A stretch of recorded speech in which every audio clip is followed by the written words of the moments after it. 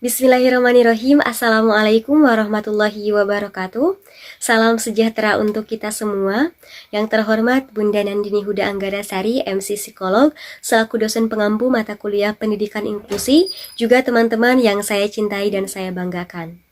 Pada kesempatan kali ini, saya akan mempresentasikan tugas mata kuliah Pendidikan Inklusi, yaitu mengenai rancangan penelitian. Nah, untuk rencana judul yang akan saya ambil yaitu pengaruh alat permainan edukatif Playmate Jejak terhadap keseimbangan gerak lokomotor pada anak tunarungu, atau efektivitas penggunaan alat permainan edukatif Playmate Jejak terhadap keseimbangan gerak lokomotor pada anak tunarungu. Nah, ini bertujuan untuk mengetahui pengaruh ataupun efektivitas dari alat permainan edukatif tersebut yang akan digunakan kepada anak tunarungu. Nah, kemudian saya akan bahas mengenai latar belakang, di mana latar belakangnya yang pertama yaitu hak pendidikan bagi anak berkebutuhan khusus, yang kedua anak tunarungu memiliki keterbatasan, yang ketiga masalah keseimbangan dan strategi guru dalam kegiatan pembelajaran. Nah, yang pertama akan kita bahas mengenai hak pendidikan bagi ABK, di mana menurut Undang-Undang Nomor 20 pada tahun 2003 tentang Sistem Pendidikan Nasional pasal 5 ayat 1 dan 2 yang berbunyi setiap warga negara mempunyai hak yang sama untuk memperoleh pendidikan yang bermutu. Nah, jadi warga negara yang mempunyai kelainan, baik itu kelainan fisik, emosional, mental, intelektual, ataupun sosial, berhak memperoleh pendidikan khusus.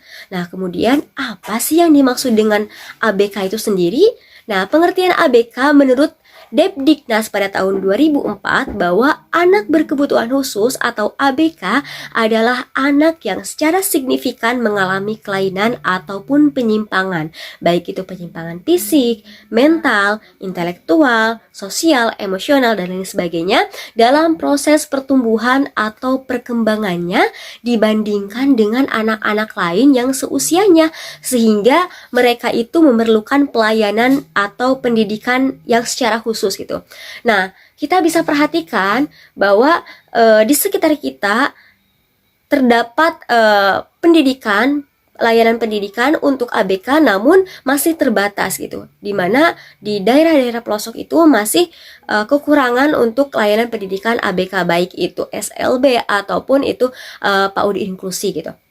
Nah, sehingga anak-anak yang notabene ABK, mereka tidak bisa mendapatkan pendidikan yang layak, pendidikan yang bermutu sesuai dengan undang-undang yang tadi dijelaskan.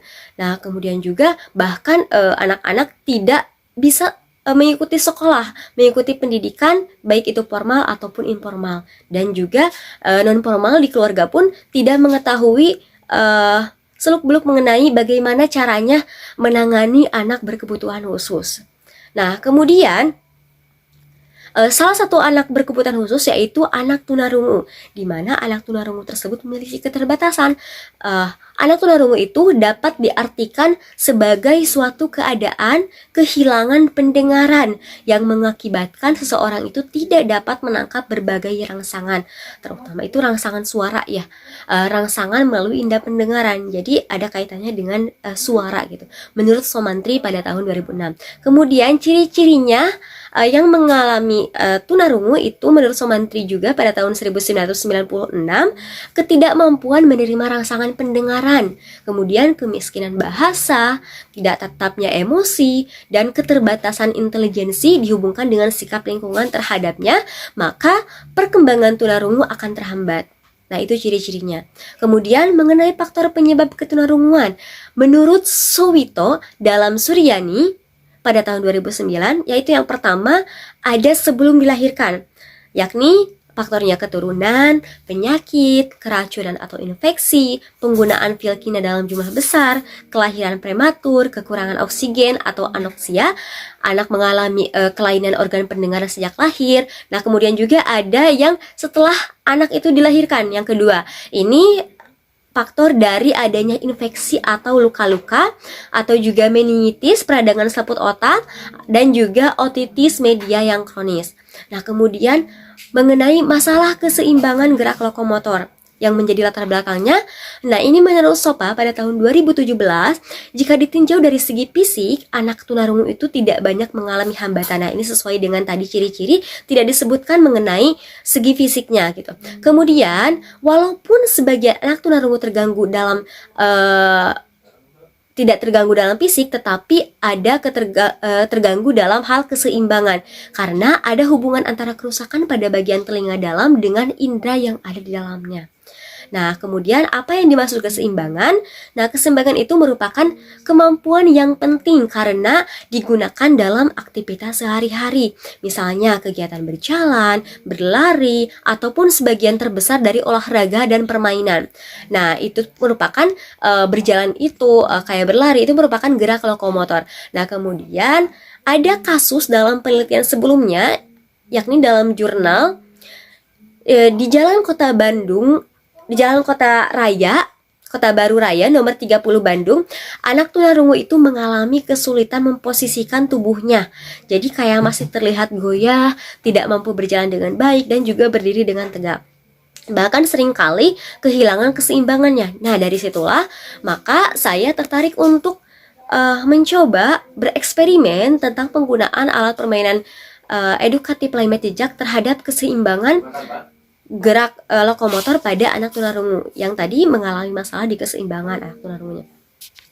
Kemudian mengenai teorinya. Nah, di sini ada menurut Soeharno pada tahun 1995 bahwa keseimbangan itu ialah kemampuan siswa untuk mempertahankan keseimbangan badannya dalam berbagai keadaan agar tetap seimbang, baik itu mau duduk ataupun mau sedang berjalan itu seimbang gitu. Nah, kemudian pusat keseimbangan pada aphoratus vesticularis atau rumah siput dalam telinga. Jadi itu ada hubungannya dengan pendengarannya. Kemudian mengenai ciri-ciri dari keseimbangan.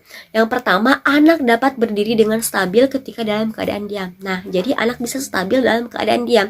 Yang kedua, anak bisa menjaga keseimbangannya saat berjalan, jadi tidak sempoyongan. Nah, seperti itu. Kemudian mengenai faktornya, faktor yang berpengaruh pada keseimbangan tubuh.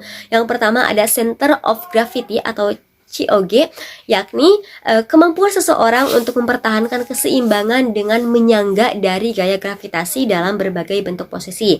Nah, yang kedua ada line of gravity, garis hayal yang vertikal melalui pusat gravitasi dengan pusat bumi. Yang ketiga, bidang tumpu atau base of support atau BOS merupakan dasar tempat bertumpu atau berpijak tubuh itu menurut Susanti dan Irfan pada tahun 2010.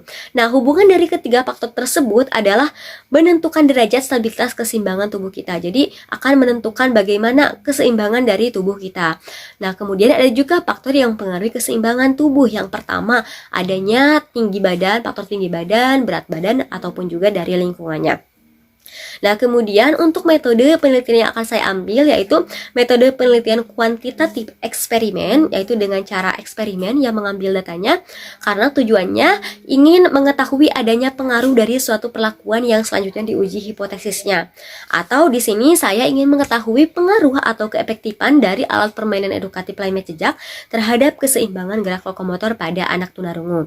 Nah, kemudian pendekatan kuantitatif itu, alasan saya mengambil penelitian kuantitatif dipandang sebagai objektif secara ilmiah dan rasional karena menggunakan analisis statistik prinsip matematika. Kemudian, untuk metode pelaksanaan atau agenda yang akan saya lakukan untuk rencananya, yang pertama, pretest. Pretest itu bertujuan untuk mengetahui tingkat perkembangan fisik motorik anak tunarungu, lebih tepatnya itu mengenai keseimbangan gerak lokomotornya. Nah, sampai mana anak-anak tunarungu itu mencapai berada di fase mana untuk keseimbangannya, apakah masih goyah atau bagaimana gitu.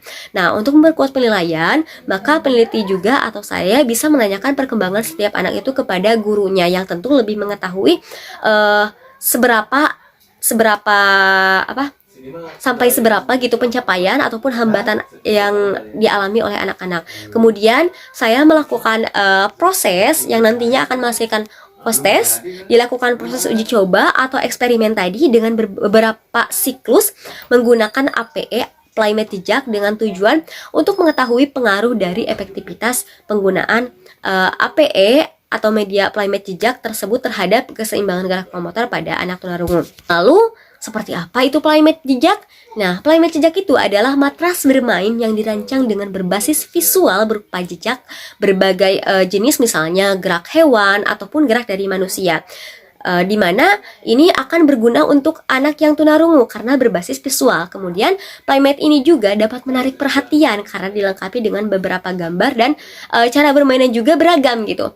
Dan tidak akan membuat anak bosan karena banyak yang beragam ya, ada yang loncat, ada yang berjalan seperti itu.